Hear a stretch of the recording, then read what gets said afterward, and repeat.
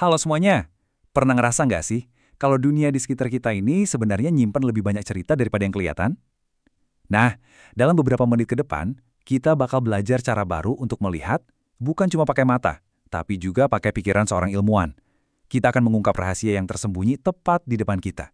Coba deh, pernah nggak kalian bener-bener ngamatin seekor hewan dan mikir, apa ya yang bisa kita pelajari cuma dari penampilannya aja? Ternyata jawabannya itu banyak banget. Ada lapisan informasi yang kaya, asal kita tahu cara melihatnya. Oke, ini dia agenda kita hari ini. Pertama, kita akan fokus ke hewan ternak. Terus, kita siapkan alat tempur kita sebagai pengamat. Setelah itu, kita akan langsung praktek dengan panduan observasi, lalu belajar mengubah apa yang kita lihat jadi sebuah wawasan, dan terakhir, kita akan lihat gambaran besarnya, kenapa semua ini penting. Oke, kita mulai ya. Fokus kita kali ini adalah hewan ternak. Mungkin hewan yang sering kita lihat dan kadang kita anggap biasa aja. Tapi, gimana kalau saya bilang penampilan mereka itu menyimpan banyak rahasia? Rahasia yang bisa kita buka kuncinya. Jadi, gimana caranya kita membuka rahasia ini?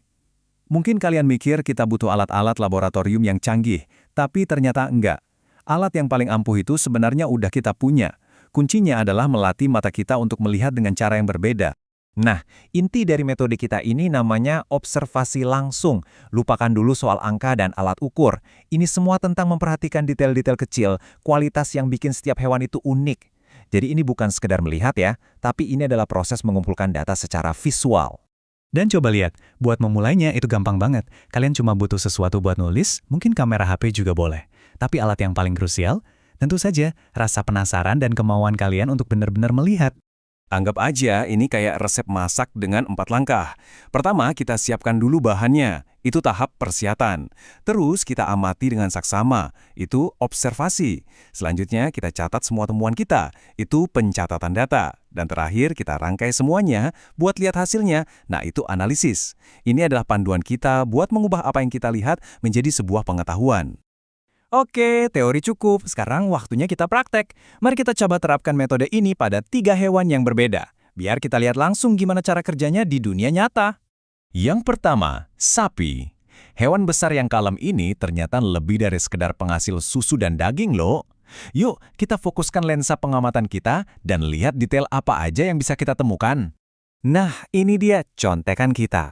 Waktu kalian lihat sapi, jangan cuma lihat, oh sapi. Tapi perhatikan polanya, apakah warnanya polos atau ada bercak-bercak. Terus, lihat tanduknya, ada atau enggak. Setiap jawaban dari pertanyaan ini adalah satu titik data yang berharga. Oke, dari padang rumput, kita pindah ke halaman belakang. Sekarang, mari kita alihkan perhatian kita ke ayam. Kerangkanya sama, tapi detail yang akan kita temukan benar-benar baru. Kalau ayam, daftarnya beda lagi nih. Kalian pernah perhatiin nggak sih, bentuk jengger ayam itu macam-macam? Ada yang tunggal, ada yang kayak mawar, ada yang bentuknya seperti kacang. Nah, bentuk jengger ini ternyata bisa jadi penanda jenisnya loh. Ini contoh sempurna gimana setiap spesies punya kode visualnya sendiri. Dan untuk studi kasus terakhir kita, ayo kita ke kandang babi. Mari kita asah lagi kemampuan observasi kita yang baru ini pada babi. Khusus untuk babi, coba perhatikan telinganya baik-baik. Ada yang tegak dan siaga, ada juga yang terkulai dan kelihatan lebih santai. Perbedaan yang kelihatannya sepele ini ternyata petunjuk visual yang besar loh, seringkali berhubungan dengan jenis dan bahkan sifatnya. Ini contoh bagus banget tentang gimana satu detil kecil bisa menceritakan kisah yang lebih besar. Oke, kita udah kumpulin semua kepingin puzzle-nya nih. Sekarang, waktunya kita mulai merangkainya. Disinilah kita beralih dari sekedar mencatat menjadi benar-benar memahami. Dan ini poin paling pentingnya.